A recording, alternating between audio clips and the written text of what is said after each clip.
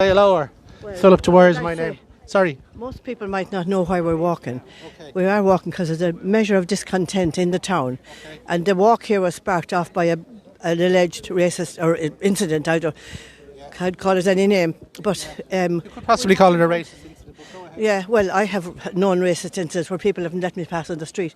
Yeah. But youngsters, we have a lot of young men who are not working, who have accommodation. That my son certainly couldn't get any accommodation when he came back from Australia. Yeah. So there's not been one single racist incident. What's your first name? Sorry, do you want to move this way out of the way of the traffic? Not one single Garvey.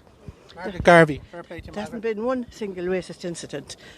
Most people here are like me, went away to work in England and came back, where our leaders assure us we were welcomed. Well, we weren't always welcomed, and we worked. And we've nothing against people who don't work. We are people fleeing from war. But everybody who's in Ballaghaderreen at the moment, who's using up all the housing, no housing for the local people, everybody now in Ballaghaderreen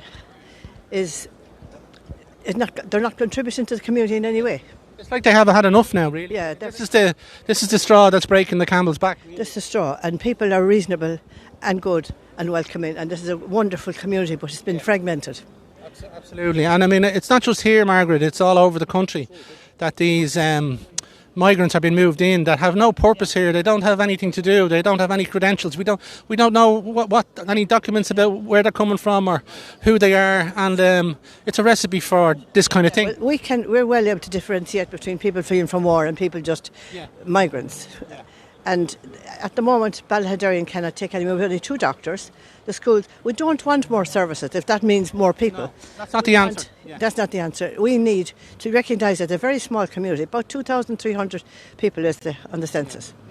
Margaret, I'm concerned here because I've been following this kind of issue for the last 4 years, and I've created my own media set up here, but the local politicians here that are coming here to try and tell you to protest against this, most of them have been on board with all of this, bringing in all these people, unvetted or vetted or whatever it is, and I'd hate to think that the good people of Ballaghaderreen would be hoodwinked here, today. Well, I have a young daughter, a nurse, came back from England to nurse here. It took her ages to get vetting. Ages. They don't want her back, you see, that's the problem. The Australian nurses during COVID, they wanted to come back and they didn't want them back either. Yeah, well, what a big hoax that was. And however, Margaret, have you any political affiliations at all yourself? No political affiliations. And who did you traditionally vote for, can I ask you? I lived in England for a long time. I suppose because my father was in the army and a civic guard later, we would traditionally maybe be Fine Gael. But when you begin to see through and realise they're all the same, they deliver the same thing. We're dictated by Europe anyway, and we have no sovereignty. They're pretending we have, and they're always talking about small communities and input and small people. That's all bullshit. I can see it for years. What do you want to say to the government, the local TDs here, basically the people who've been running this country for the last 10, 20 years? What would you like to say to them? Because they will be watching. Well, you put me on the spot now. I need to have a dictionary with me, actually, and I'm not a lexicographer either. I would like to say, don't pretend that you're for the people. Just tell us the truth. You are dictated by Europe. You removed any legislation that protected the most vulnerable, which was the child in the womb.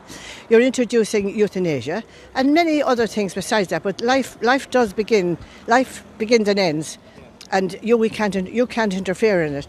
But don't give us platitudes and change language. Don't change language and make us believe that a man and a woman are the same as each other. They're not. They're complementary. Have I said too much?